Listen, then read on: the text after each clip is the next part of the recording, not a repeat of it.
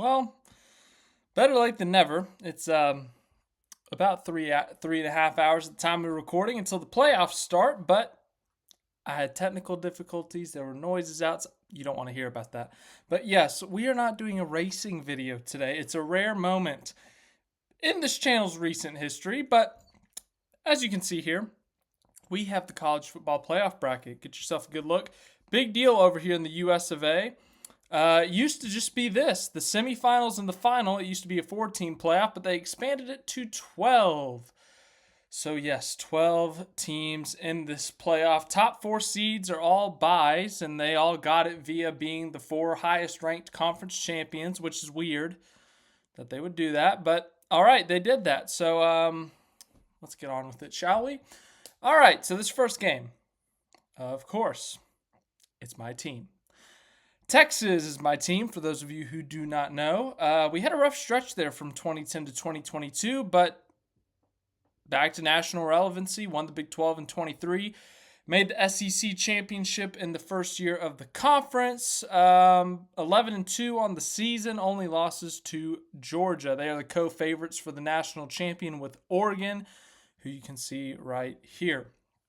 So yes, they play Clemson. Clemson and Texas. This will be my most in-depth of anything because I know Texas more than any other team. Some of the picks will be statistical data. Some of it will be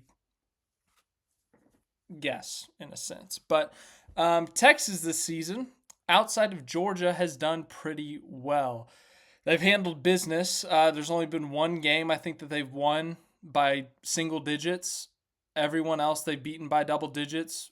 Blew out OU, beat A&M by 10, beat Arkansas by 10, Kentucky beat them by 17, Michigan by 19, and on and on. So Texas has really handled business. They haven't really played anyone, though, outside of Georgia, as many people will let you know. But I was told for years that Texas couldn't handle an SEC schedule, but what do I know? Anyways, the defense, arguably the best in the league or best in the country. They are the only team in the country that has not allowed more than 350 yards. They have held many opponents to scoreless game or without touchdowns. Colorado State, Oklahoma, Texas A&M did not score offensive touchdowns on Texas, just to name a few. Defense is elite. Defense is top tier. Offense has been shaky as of late. They've had their moments against Florida, against Michigan, where they were just clicking and everything was going for them. The first half against A&M as well, I would argue. But there's just been a lot of problems. Like the SEC championship, the first half, Quinn Ewers, quarterback, on the mark. Receivers are dropping the ball, a couple missed field goals, and a lot of penalties that killed drives. And ultimately, they couldn't score touchdowns, and that cost them the game. Outside of that, it's just a really inconsistent offense. But at the same time, they've done what they've needed to do. They'll get an early lead, and they'll just hold it. They'll hold on. The defense will do enough to hold on, essentially. So Clemson, as for them, it's been an up-and-down year for them. I think that the ACC championship game just perfectly describes their season. The first half, they looked like vintage Clemson the last 10 years or whatever, where they've just been an elite team. They kill everyone, and they're one of the best teams in the country. But the second half was 2024 Clemson, where you just don't know what's happening. Like, they can score a lot of points. They got a really good quarterback. I think they got a really good running back too, but at times they just don't show up. I mean, not just them, but the whole team. Like, you look, they came off of a bye at home against Louisville, and they lost by double digits. Just really bizarre. Really, really bizarre. So Clemson is very unpredictable, which they could very well go out and win this game because Dabo Swinney knows how to win these big games in the playoffs and the conference championship. He's won multiple national championships. But as a whole this year, Clemson's just been too unreliable. Once again, we don't have a source because we've never seen anything like this in college. Now, we've seen this happen in March Madness. The 12-5 upset's a big one, but it's in Austin. Defense is really good for Texas. I think they do enough. I think the offense puts enough on the board. Probably going to hit the under. Texas has hit the under probably in their last 5 or 6 games. I'll take Clemson to cover the 12-point spread, but I'll take Texas to win. So Texas to win 27-19. Let's go with that. Or 27-17, a little bit more normal score. So if Texas wins, they play Arizona State. Tennessee, Ohio State, same situation in terms of not a lot of points. Basically, yeah, these 2-point teams can score a lot of points, but they also have very elite defenses, kind of like Texas. Like, look at Ohio State. They just played Michigan. They allowed only 13 points. They lost, but they only allowed 13 points. They held Penn State to 15 points. Oregon, I think, scored 32 on them, and that's a really, really good offense. But this one is one of those picks where I'm kind of just throwing something out there, but I think that Michigan loss, I think it's weighing on Ohio State. Ohio State's got the home field advantage. The weather, it's going to be cold. I think there might be snow or something. But Ohio State has lost to Michigan 4 straight years. They were a 3-touchdown favorite at home and lost to Michigan. Ryan Day's job is on the line here. I just feel like everything is crumbling in on Ohio State right now. Not to say that they're a terrible team, but what happened last week, 2 weeks ago, whatever it was, just not pretty. Tennessee. Final score 17-13. Low scoring game. Penn State, SMU, and Notre Dame, Indiana, both going to be cold games like that previous game. Texas and Austin, it will be like 62 and sunny, perfect conditions. But Penn State, SMU. You got SMU, who scores a lot of points, really good quarterback, who was not the starter at the beginning of the year, by the way. Then you got Penn State. This playoff format was made for them, by the way. Penn State could never make the 4-team playoff because they would always lose to Ohio State and Michigan, or they would split and they would just miss out on the Big Ten championship, get left out of the playoff. Well, this format was made for them. Here they are. They're finally in the playoff. James Franklin, known for not beating top 10 teams. Well, guess what? There's a little 11 next to SMU. That is not a top 10 team. However, once again, pure vibes. SMU to pull off the upset. There's going to be one big upset in here, whether it's Clemson beating Texas, SMU beating Penn State. I think that would be the biggest upset. Tennessee over Ohio State would technically be an upset, but I feel like a good chunk of people are picking Tennessee. So I'm going to pick SMU for the upset. Just a guess. We're completely guessing for the most part. Notre Dame, Indiana. Indiana has had a magical season under Curt Cignetti. I think I said that right. They've done fantastic this year. They got a really good offense. Curtis Rourke is a really good quarterback. Notre Dame, outside of the Northern Illinois loss, which was completely embarrassing for them, they've been pretty good. They really haven't had any close calls outside of that. I think they only beat Louisville by a touchdown, but outside of that, they've kind of blown everyone out. Like, they really haven't done much to show that they're, outside of that Northern Illinois game, that they're beatable. But at the same time, they lost to Northern Illinois, which is still really confusing. It's a toss-up. I'm going to take the home team, though. Notre Dame. Indiana could very well just outscore. Well, that's obviously how you win, but just like out-offense them, if that makes sense. I think Indiana has a really good offense, but we're guessing here. So the Elite Eight, if we're going to call it that, Texas, Arizona State, Tennessee, Oregon, SMU, Boise State, Notre Dame, Georgia, back to the top.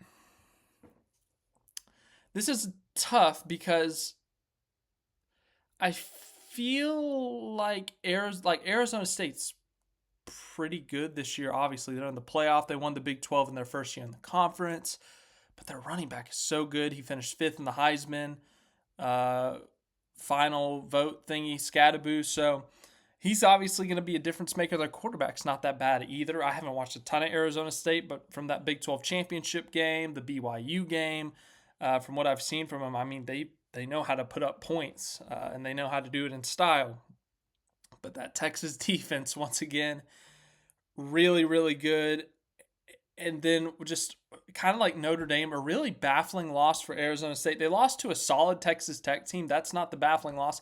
Cincinnati. They lost to Cincinnati, who is really just not a good team this year. So I know I'm factoring in like earlier in the season results to pick games, but For the second straight time, I'm going to say Texas's defense does enough to get them to the Cotton Bowl. And the irony here, the first time I don't go to the Cotton Bowl in like 7 years, 6 years, and Texas is in it. That would be ironic. Tennessee, Oregon. Oregon's offense is too good. Going to pick Oregon there. No offense to Tennessee, but it's the Rose Bowl, so that's cool. The Fiesta Bowl. Boise State makes its triumphant return to the Fiesta Bowl after beating Oklahoma all those years ago. Boise State, really good this year. Ashton Jeanty had a really good argument for the Heisman, had a fantastic season. Was looking to break Barry Sanders' record for most yards in a season, I believe. But, yeah, I think he's going to be the difference in this game. I think high-scoring game. SMU is going to be able to put up a lot of points. I'm going to go Boise, though, to win their second ever Fiesta Bowl, I think. Notre Dame, Georgia. There's a lot of questions around Georgia right now. Carson Beck, their starting quarterback, out potentially for this game, and then it's unknown past that. But their backup quarterback, given it was 1/2 against Texas, he didn't look terrible. He had a really, really ugly interception. Outside of that, though, went down, had a couple of touchdown drives, helped lead them to win that game. Had to come from behind to win that game. He's not bad. He can take a hit. We saw that. If he's healthy, if he's playing, if he can just not have the super stupid mistakes like that interception late in the Texas game, I think Georgia can win because outside the quarterback, they have a really solid team. I know they've had some ugly moments like against Ole Miss, but I trust Georgia. I trust Kirby Smart. Kirby Smart's going to play this whole, we're victims and underdogs and all that, but they're really good. Regardless of who they play, they are really, really good. No offense to Notre Dame. I just think Georgia is arguably the most elite team in the country. So we got the 5, the 1, the 2, and the 3. Cotton Bowl. Texas will have home field advantage here by a mile. It's only 3 hours from their home, and Texas travels well. Not to say that Oregon doesn't, but it's going to be basically a home game for Texas. I've been talking about how Texas's defense is going to carry them this far. The problem is I think Oregon's offense is too much, and I don't think Texas's offense can keep up with them. Now, I will say Oregon, the biggest thing about them, the biggest question mark, their defense has been solid this year, but they've played 3 playoff teams this year. 3 playoff teams. They have allowed 31 to Ohio State, 34 to Boise State, and 37 to Penn State. So when it comes to the really elite teams, they allow a lot of points. So this could be a high-scoring shootout, and Texas's defense could very well win them the game, but I'm going to go with Oregon. Boise State, Georgia, I think Boise State's magical run ends here. Once again, just as I said, I think Georgia, arguably the most elite team in the country, really deep. The quarterback can do enough if Carson Beck's back at this point. A lot of questions, but so that would mean the 1 versus the 2, Oregon versus Georgia. This is terrible logic behind this pick here, but my logic here. Do you know how difficult it is for a team to win 17 straight football games, and not just that, but to do it in a single season, especially in college where I don't want to say amateur level, but compared to the NFL, there's a lot more sloppiness, a lot more mistakes, a lot more of raw talent versus refined talent in a sense. And I really think at the end of the day, it's Kirby Smart versus one of his pupils in Dan Lanning. I think Georgia does enough. I'm going to go with Georgia. Kirby Smart likes being an underdog. They'll be an underdog, I'm sure, despite whoever's running the quarterback position. But not a lot of logic in this bracket, kind of just guessing. But here it is. My college football playoff bracket. Get yourself a good look at it. Play some background music if you want. I can't because of copyright. But yes, this will go horribly wrong. Georgia will probably lose to Notre Dame now. Texas will lose to Clemson now. All good. Thanks for watching this video. We don't do a lot of things like this. We did it for the World Cup a couple of years ago where I just kind of guessed, and that went horribly wrong because I picked Brazil, and they lost in like the first round. So we'll see if I'm a curse, I guess. Thanks for watching this video. We'll do more off-season stuff. It'll be fun. I'll see you guys in the next one.